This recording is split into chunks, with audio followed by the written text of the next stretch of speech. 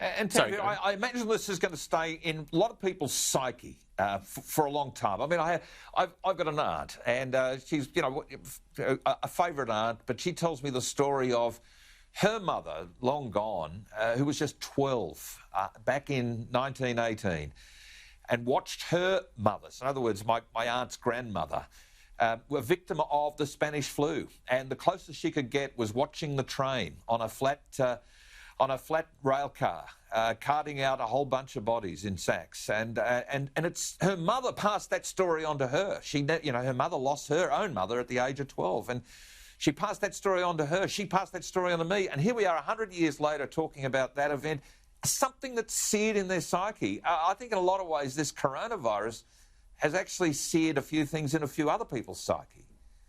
Yeah, look, I think you're right on one level, but I mean, there's lots of differences between now and the Spanish flu, but I think one thing that's worth thinking about, you're alluding to seeing those bodies, and a big change in our society now, Gary, is how distant we are from death, particularly in the richest Western societies. I mean, I think almost everyone dies in hospital. No, very, very few people say wash the bodies.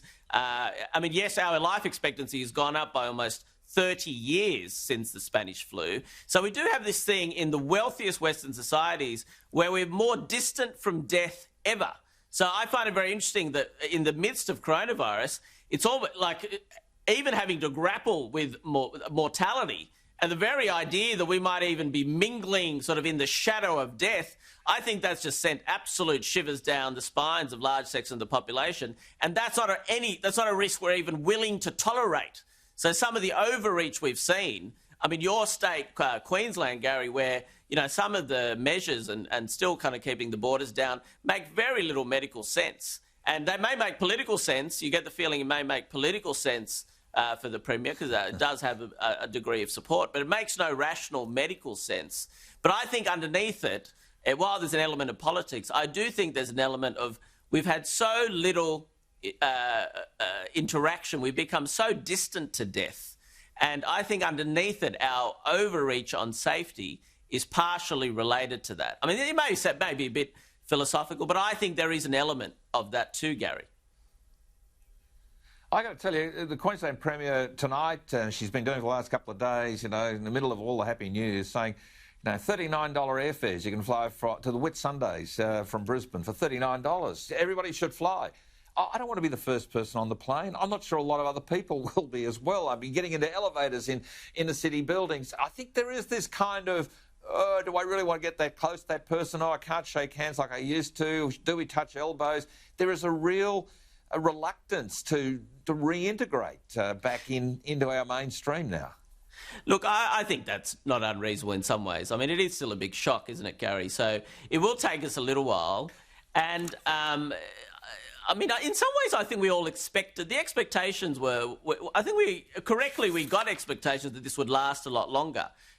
So because of our exceptional response, a lot of these things are being wound back to some extent faster than we expected. You know, say we expected schools to be shut down for months longer. So look, I think a degree of caution is completely, you know, it's completely understandable. And you're right, even governments can lead on certain levels. And this is actually, if you look around the world, you know, even you compare places where governments have imposed restrictions, say the United Kingdom or North America, and you compare them with parts of Europe, particularly Sweden, where the government hasn't necessarily imposed restrictions, often the behaviour of people isn't as different as you might expect. So that shows, you know, people are proceeding with a great deal of caution. And look, I mean, that's probably not unreasonable when you see pictures that came out of, you know, Italy and other places. So it will take a bit of time. I mean, it's a huge shock to our society and our idea of risk and how to manage risk.